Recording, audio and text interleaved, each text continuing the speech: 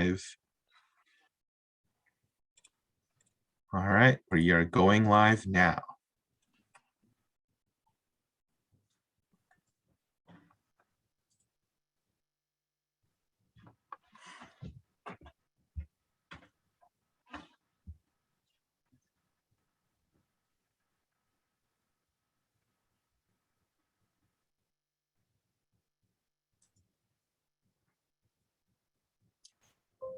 Good morning, everybody. I think people are rolling in. Let's give everyone another minute to enter the webinar.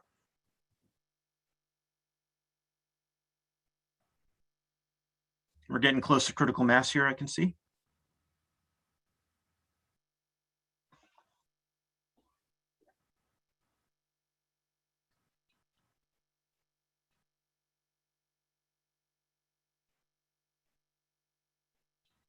Okay, I think we've hit critical mass. Good morning, everybody.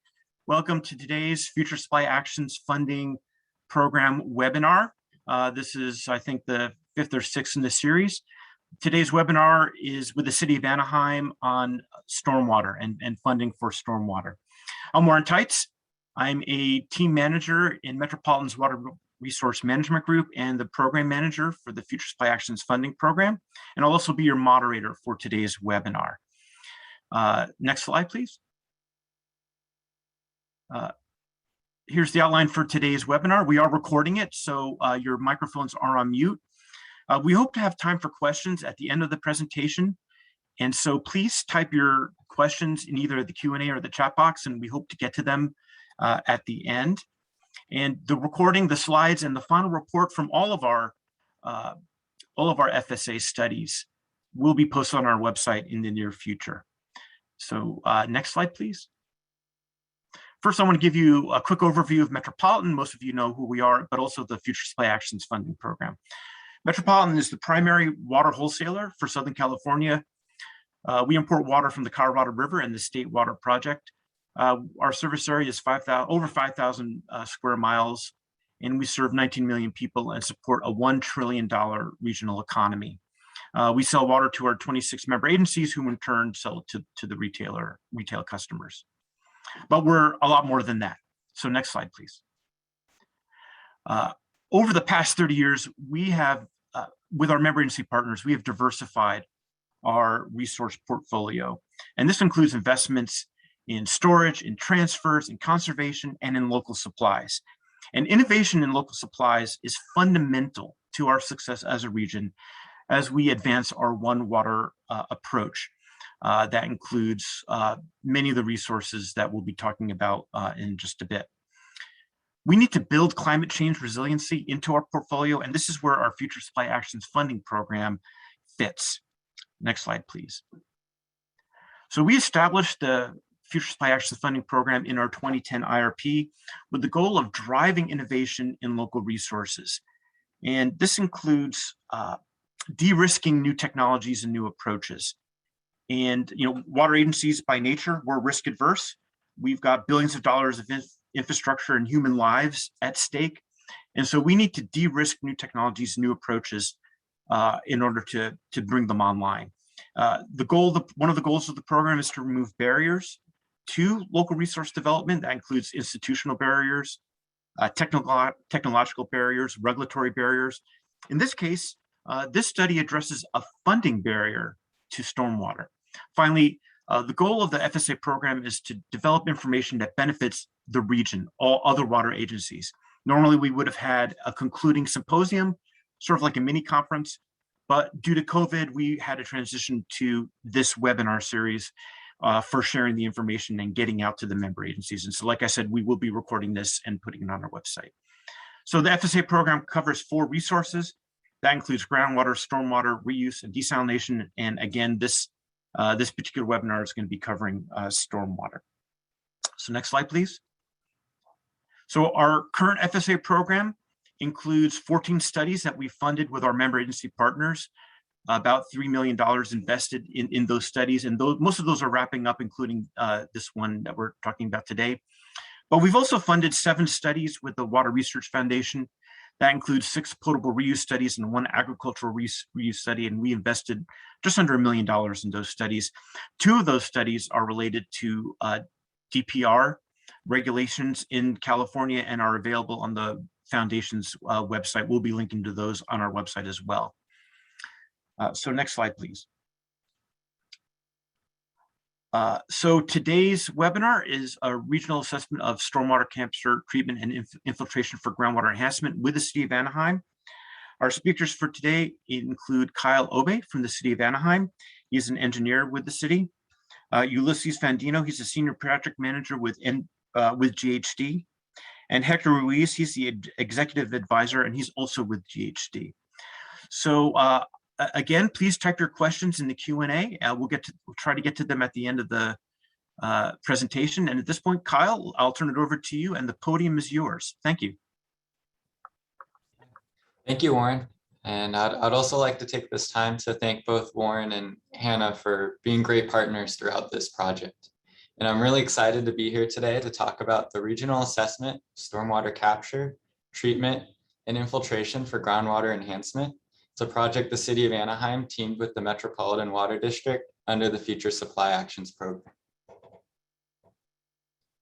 So I know Warren introduced everyone. Here's the speakers. It's myself with the City of Anaheim. I was the city's study manager, and Hector Ruiz and Ulysses Fandino from GHD were part of the consulting team that assisted the city with this study.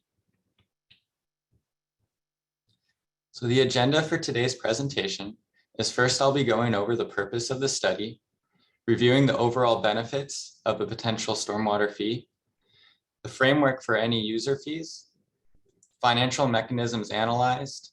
I'll be reviewing the financial models and results, and then finally reviewing the conclusions and recommendations. So heading into the purpose of the study, the City of Anaheim recognized that it's a challenging task to address all the stormwater needs an agency has without a dedicated stormwater funding source. A lot of the funds have restrictions on what type of projects and activities that can be funded through those funding programs. And a dedicated stormwater funding source would remove some barriers and allow for the stormwater needs to be addressed throughout any agency. The overall benefits of having a fully funded stormwater program are huge, and I'll start going over first with the deficiencies in any storm drain system through any agency. The City of Anaheim has 8 different master plans of storm drainage to identify deficiencies in the storm drain system that need to be addressed. The 8 different areas are shown here in this image in the map of the City of Anaheim. Each of these drainage areas drain into a regional flood control channel that heads out into the Pacific Ocean. The largest one is the Santa Ana River that cuts through the 2 drainage areas on the right of the screen. This image here shows a small sub-district in one of the master plans of storm drainage in the City of Anaheim. And the deficiencies identified are broken into 3 different categories according to the City of Anaheim Drainage Manual. The first category is the Priority 1 deficiencies, shown here in red, and they identify the deficiencies with the most immediate need to be addressed. The next group is Priority 2, shown in green, and Priority 3, shown here in yellow, and Priority 3 represents the least immediate need to be addressed according to the city's drainage manual. As you can see in just this small sub-district in one of the master plans in Anaheim, there are quite a number of deficient storm drains in the system that need to be addressed. Another benefit of having a fully funded stormwater program is that it will foster a proactive approach versus a reactive approach. As you can see in the picture on the left, there's a deteriorated storm drain that could deteriorate even further and cause greater impact on the community. With the proper funding, this can be addressed before it becomes a bigger issue, as you can see on the right. However, a reactive approach, when there's not enough funding, the agency can address the deficiency in time, and there'll be greater impacts on the local community, as shown in this picture here, which requires the deficiency to be solved after it's already caused a great impact. Proper funding would prevent this or reduce the risk of this from happening. Next, I'll be going over the benefits of infiltration. More and more agencies are moving towards resolving deficiencies in the storm drain system through infiltration, rather than treating stormwater as a nuisance and trying to send it out as fast as it can out of the city and into the Pacific Ocean. There's many pollutants that get carried away with the water, and it's a loss of a resource. By treating stormwater as a resource and recharging the local groundwater aquifer, that water can be used for drinking water or other purposes and provide drought resiliency. I'll be going over some projects that the city of Anaheim has recently constructed that included infiltration projects to get rid of deficiencies. The Majesca Park infiltration project shown below was a recently constructed project of a detention facility underneath the Majesca Park. Local stormwater was diverted from the storm drain system into this detention facility with trash capture devices installed before it entered into the detention facility. This allowed for improved water quality as well. The next image shown here is one of the projects from the city's Green Alley program. The city has been moving towards constructing green alleys throughout its alley network and installing infiltration trenches to allow for further groundwater infiltration. This next image shows the La Palma Richfield Diversion and Infiltration project. This was a project where the city rerouted stormwater into a local Orange County Water District basin. This relieved the capacity in the local storm drain system and resolved a deficiency identified in the master plans and allowed for further infiltration. The overall benefits of infiltration is number one, it improves water quality by getting rid of contaminants as it filters through the soil media and by installing trash capture devices that picks up the bigger debris that otherwise would pollute the oceans. Number two, it recharges the local groundwater aquifer and is allowed to be reused for other purposes. Number three, it reduces the energy cost to import water. The city of Anaheim gets its drinking water from three primary sources: the local groundwater aquifer that's pumped through local wells, and through the State Water Project, and through the Colorado River Project. It's much more energy efficient to get water from local sources from the local groundwater aquifer. And the groundwater aquifer underneath Anaheim extends through multiple agencies. It extends beyond the limits of the city of Anaheim and it benefits the entire region. This will provide drought resiliency. Shown in the picture below is on the left is the installation of pavers at Majesca Park. Above the detention facility, a parking lot was constructed with pervious pavers that allowed for further infiltration. And the picture on the bottom right is from the Berkhurst widening project in Anaheim, where stormwater was diverted from the curb and gutter and into a bioswale.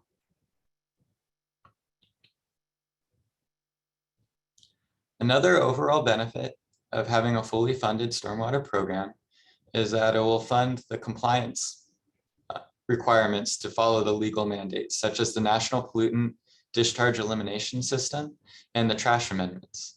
The trash amendments was a recently passed legislation that requires a certain number of trash capture devices to be installed in the city's catch basins.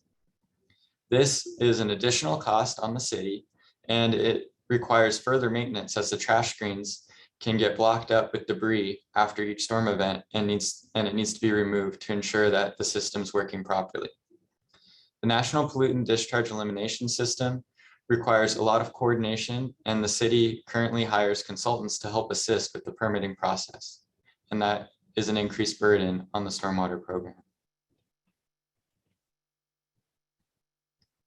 Another overall benefit is it will provide funding for the maintenance of stormwater facilities.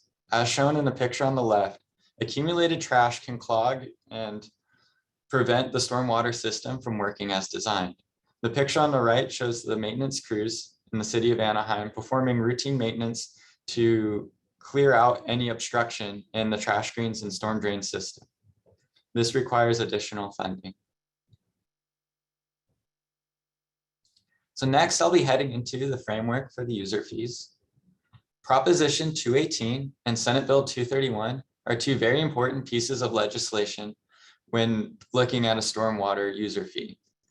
Proposition 218 is the same process that the city uses for water and sewer rates, and they have exemptions for these two rates from ballot measures. So it just needs a less than a majority protest in order to pass. The city of Salinas considered sewer to include stormwater, and in 2002, they passed a stormwater user fee without going through the ballot measure process and did the less than majority protest process. And this got the Howard Jarvis Taxpayers Association to sue the city of Salinas. The argument was if sewer would include stormwater. The court decided with Howard Jarvis Taxpayers Association that sewer did not include stormwater and that the city of Salinas would have to go through the ballot measure process in order to file to approve a stormwater user fee. However, in response to this court decision, the legislators passed Senate Bill 231, which defines sewer to include stormwater and opens up a funding mechanism through Proposition 218 to allow stormwater user fees to be passed with less than a majority protest. So according to Proposition 218, no agency can charge a user in a higher proportion than what they contribute to the stormwater system. So the city of Anaheim designed the storm drain user fees based on the parcel's land use and runoff contribution. The goal of this study was to provide a framework that would be equitable to users and only charge them into proportion of the amount of runoff contribution that they are impacting the storm drain system. The city started off with the parcel's land use type and impervious area percentage values from the Orange County Hydrology Manual. However, since this was a region-wide land use types and region-wide impervious area percentage values, the city wanted to get a more specific city-wide impervious area analysis and conducted a study using GIS, aerial imaging, remote sensing software, and 4-band infrared technology to determine the impervious areas throughout the city and correlate that to the land uses in the city. The table on the left shows the Orange County Hydrology Manual land uses and the recommended impervious area percentages. The table on the right shows the consolidated land uses for the land uses within the city of Anaheim. The single-family residential land uses were consolidated from a large number of different categories to just 3 categories. High density, which represents 4 to 8 dwelling units per acre. Medium density, which represents 1 to 3 dwelling units per acre. And low density, which represents less than 1 dwelling unit per acre. Multifamily residential categories was consolidated from including condos, apartments, and mobile homes to just defining parcels with 8 or more dwelling units per acre. This slide here shows a small screenshot of the larger aerial imagery that the city of Anaheim conducted with infrared technology. This information was very valuable throughout the study. It gave accurate information of the impervious area and pervious area throughout the city, and it was relatively cheap to get this on a citywide basis. The impervious areas are shown in blue and the pervious areas are shown in orange. This data was able to be translated into GIS, and that layer was overlaid with the GIS land use layers, and the impervious and pervious areas for each land use was able to be determined through the city of Anaheim. The table on the left shows the recommended pervious area percentages from the Orange County Hydrology Manual, and the table on the right shows the verified land use impervious area percentages from the aerial imaging. And you can see a few differences. The parks and open spaces increased from 10% to 15% impervious area. The municipality facilities, such as police and fire, decreased from 90% to 75%. The public schools increased from 40% to 50%. The high density and medium density residential areas remained the same. However, the low density increased from 20% to 30%. and the multifamily residential decreased from 75% to 60%, with commercial and industrial decreasing from 90% to 80%.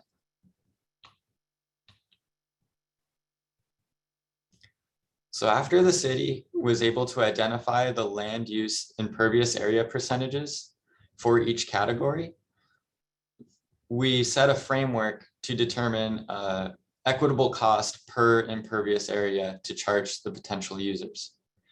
So number one, the city determined the citywide impervious area, the total citywide impervious area. And this was determined by taking the land use gross area for each land use category and multiplying it by its respective percent impervious area for that land use. This was then summed for each of the land use areas throughout the city to get the total citywide impervious area. Then the city took the total program cost or need, the revenue required to fully fund the stormwater program, and divided it by the total citywide impervious area. And this gave a cost per impervious area. Next, to determine the program cost for each land use, the cost per impervious area was multiplied by the impervious area values for each land use.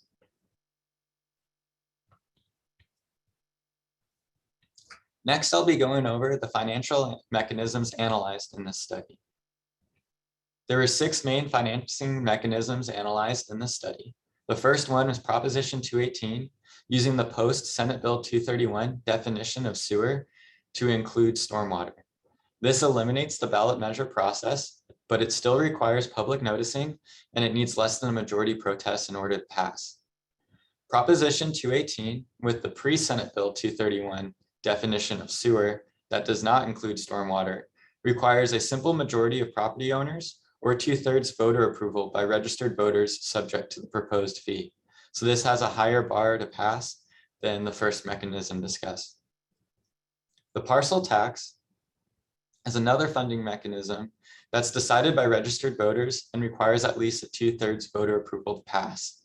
Another high bar and requires a ballot measure. The Mello-Roos Community Facilities District requires 2/3 vote of property owners within the Community Facilities District, and the revenue from the Community's Facility District can only be used for new deficiencies related to development within the Community Facilities District. So there's a big restriction on what the funds from this funding mechanism can be used for, and it cannot be used for existing deficiencies. The next funding mechanism is the assessment district funding mechanism. And the requirements are also restricted for this funding mechanism. You have to demonstrate a special benefit to that assessment district, and the funds cannot be used for a general citywide benefit. And the last funding mechanism that was reviewed in the study was the developer impact fees. This is a one-time fee that developers pay to account for any impacts they have on the stormwater system. These have strict requirements as well on what the funding or revenue from this funding mechanism can be spent on. And it can only be used for deficiencies that arise from the development and cannot be used to solve existing deficiencies.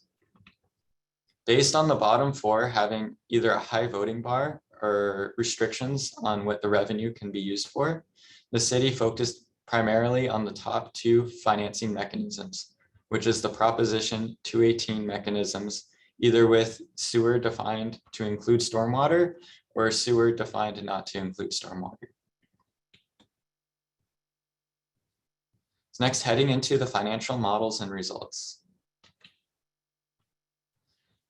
Here shows a nationwide survey of agency funding for storm drain activities throughout the United States. The smaller red dots correspond to a lower monthly fee, and the larger blue dots correspond to a larger monthly fee. You could see where in the United States agencies have been implementing these types of fees, and you can see various gaps, but there is a decent amount of agencies located in Southern California. This survey was conducted by the Western Kentucky University in 2019. So this table summarizes that survey from the Western Kentucky University. There was 1,716 agencies in the United States that had a user fee for storm drains. and the average monthly fee was $5.85. In California, there were 56 agencies, and they had an average fee of $4.83. One agency in Orange County had a fee, and that was $5.02. Nationwide agencies with a similar population to Anaheim was 30 agencies, and their average monthly fees were $6.14. This slide summarizes the funding requirements to fund Anaheim's stormwater program, and this is annually. So the current maintenance requirements is about $1.4 million. In order to address priority 1 capital improvements within 30 years, the city would need around $5.9 million to address those deficiencies. And again, priority 1s are the deficiencies in the storm drain system identified by the master plans to be the most immediate need. The next 2 categories are for the National Pollutant Discharge Elimination System regulatory compliance. The administration costs account for consultant fees and coordination with various agencies. The maintenance cost deals with the maintenance associated with the BMPs that are installed. The 4th category is the trash amendment and BMP installations associated with the trash amendments and the maintenance associated with that. And that is around $500,000 per year.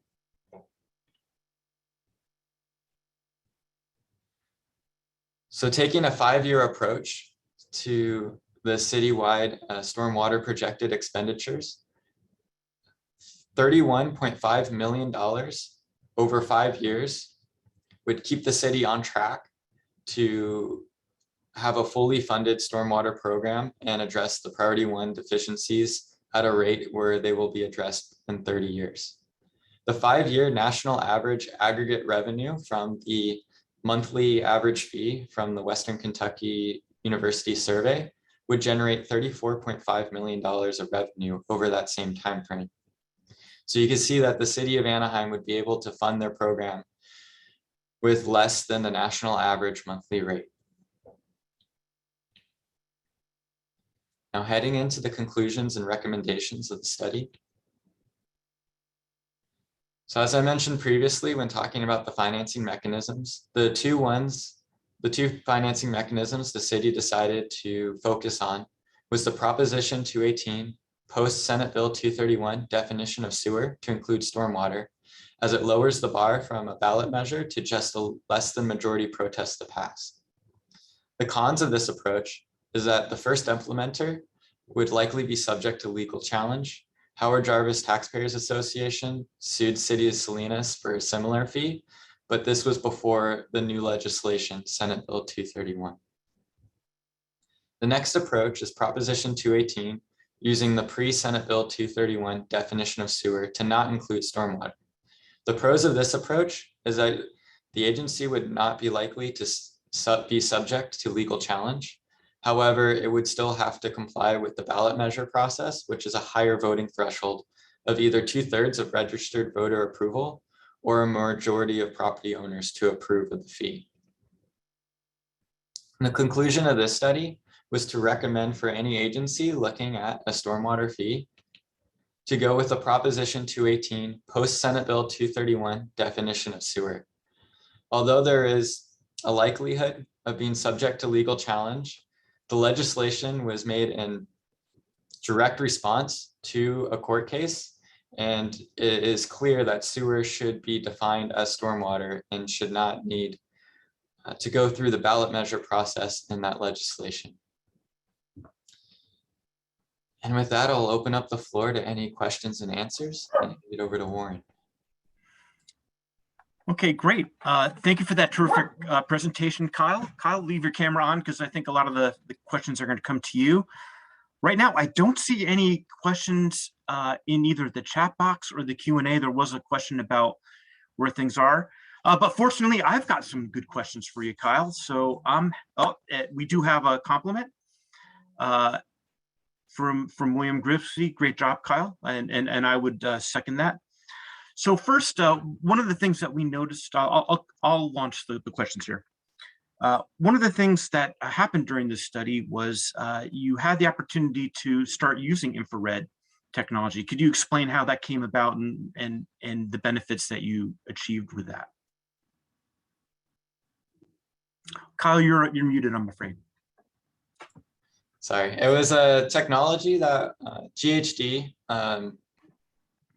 mentioned to us, and we thought it would be a great opportunity to use that technology, and it worked out really well for us. It was relatively cheap. We got good data citywide, and we were able to see things that you know, you might not be able to see in a regular aerial image, and it would be hard to field verify.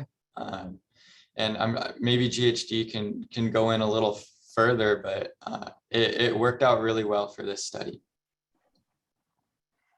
Hi, Kyle. This is Hector. Yeah, I could add a little bit more that not only did it work a lot better and to cover a lot more area than we had originally proposed, which required a lot of foot patrol and site visits, but it was safer because when you have boots on the ground, you do encounter issues with traffic, dogs or animals, and you know, you intrude on people's property sometimes when you have to go take measurements. But using this new technology in a digital fashion was really not just cost effective, but more safer to do, and also more efficient as well. So.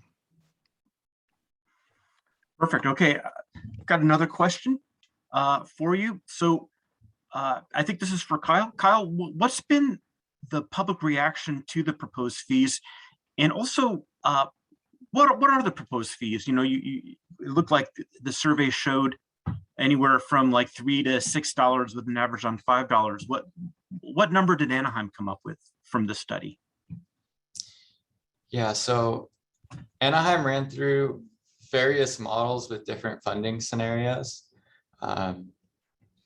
We haven't went to the public yet with this one. We've introduced it to management and the policymakers, and looking from the survey and other agencies that have been successful with this type of fee, one thing that they pointed out was the very big importance of public noticing and getting the public involved and having public education.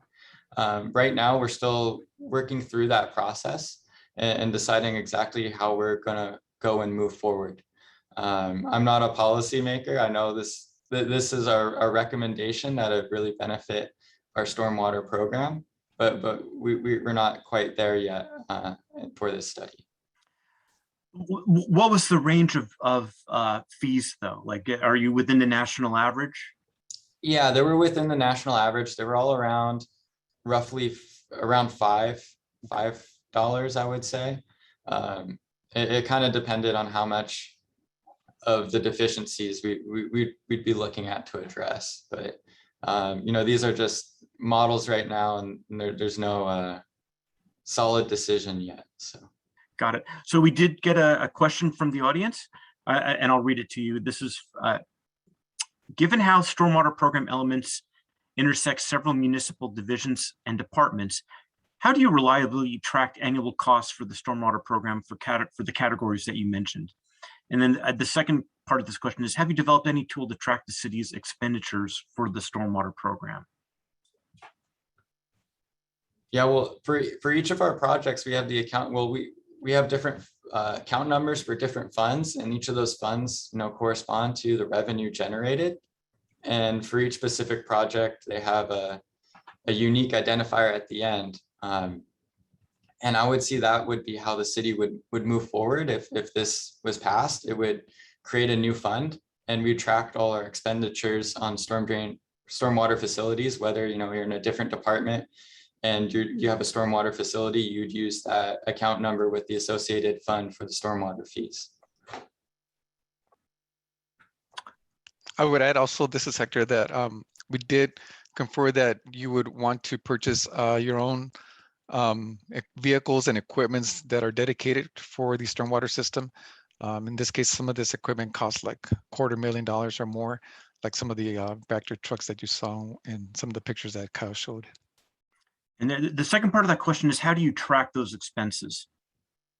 Do you have a tool or is there a method for tracking all those stormwater expenditures?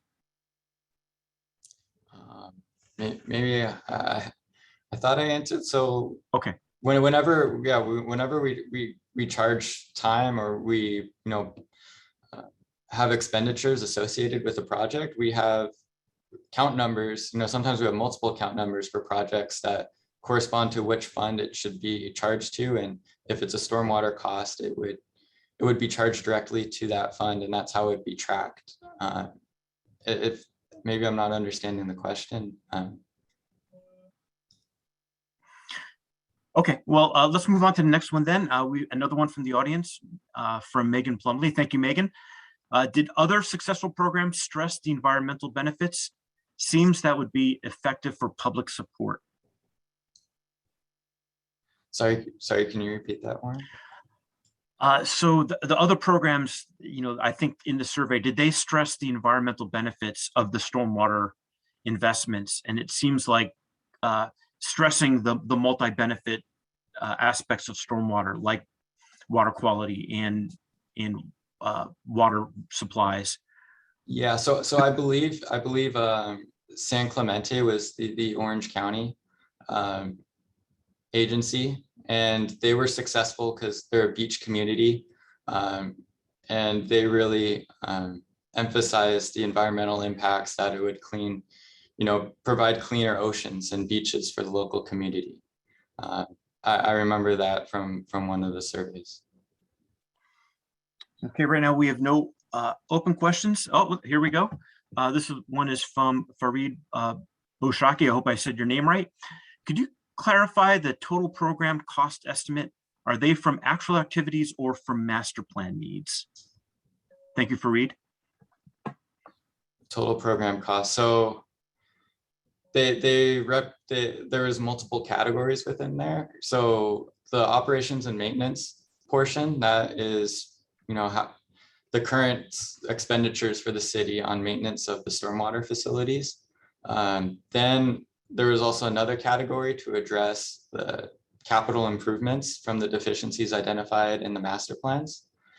And then we also had a separate category to comply with legal mandates such as the trash amendment provisions and the National Pollutant Discharge Elimination System requirements. So those were the different categories that allowed us to come up with the total revenue needed. Great. So I've got a question that I'd like to ask.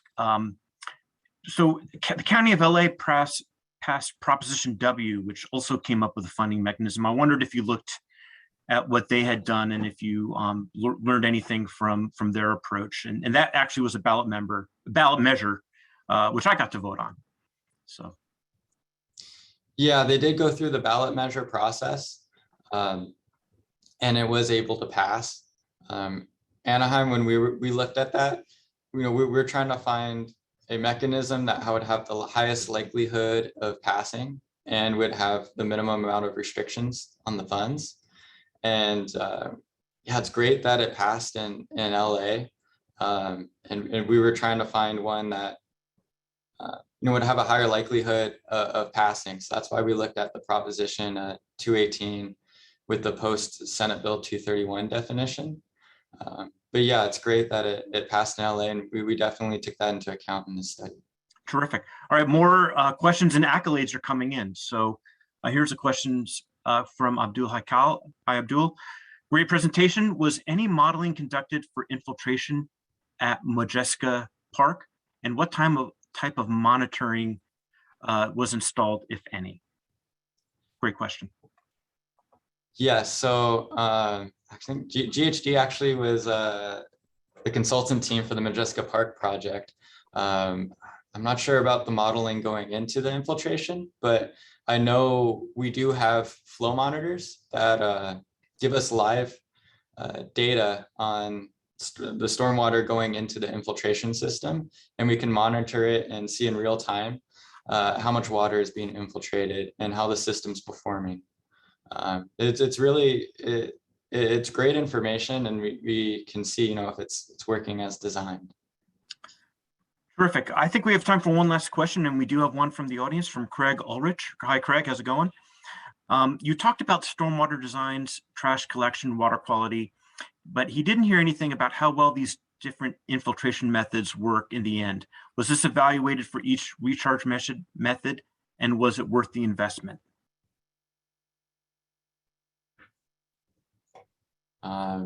Sorry, can you repeat that question again? Sure. I'll try to summarize it. So how did you quantify for measures that have a recharge benefit? How did you evaluate this recharge benefit? And did you do any analysis on whether it was worth the investment? For drinking water perspective, well, I think that it provides many different benefits because it opens up capacity in the storm drain system, and it reduces the risk of flooding in the local neighborhoods. It also, instead of just sending that water out into the Pacific Ocean, you can capture that trash. And we've seen from Majesca Park, there's a lot of trash that comes into that trash capture vault that we're able to remove from the system. For benefits for recharging the groundwater aquifer, looking at the city of Anaheim's urban management plan, I think we're projected to import about 22,000 acre feet per year. And I think looking at the infiltration projects that the city would like to implement over the coming years, it's projected to infiltrate about, I want to say around 1,500 acre feet per year. And it's a significant percent of the projected, exported water supply for the city. Okay, I think that's all the time we have for questions today. Great job, Kyle. You survived. You gave a great presentation, and you survived the grilling at the end. So very nicely done. And this study is going to benefit, I think, any city or agency looking to fund or develop funding mechanisms for stormwater and other types of multi-benefit projects that include stormwater. So very well done. Perfect study for the Future Supply Action Funding program. So I want to thank you, Kyle, and also Hector and Ulysses for this great presentation. Also, Kyle, as our member agency partner, you did a terrific job shepherding it through COVID-19. This was a challenge for all of the member agencies that had studies, and you did a terrific job making sure that it moved forward. And so thank you for being such a good partner. I also want to thank and recognize the Metropolitan team. Hannah Ake, she was the Metropolitan study lead for this study, and also the webinar planner, and did a terrific, and planning these webinars is an immense amount of work, and she has done a terrific job. Also, Don Bentley, Matt Hacker, Ariba Saeed, Stephanie Franco has been helping us, and Teresa Gonzalez, Ryan Roman, and Lauren Carrillo have been helping on the tech team. Without their support, the FSA program and these webinars just would not have happened, and we're getting accolades. You guys are getting accolades for the webinar and the presentation, Kyle. Good job. And finally, I want to thank you all for taking the time out of your day to participate and to ask the questions that we received. The next one in this series is a double header on Tuesday, December 7th. I think it's also at 10 o'clock. And this is going to be on potable reuse and reverse osmosis. We'll be having two presentations, one from Eastern MWD on looking at closed circuit reverse osmosis as the primary treatment for potable reuse. And then also the city of Fullerton, that'll be talking about how to get more credit for reverse osmosis for potable reuse. So, okay, this concludes our webinar today. Thank you for the kind words, Chad and Kathy. Please take care of yourselves, take care of each other, and have a great rest of the day, and we'll see you next time. Thank you.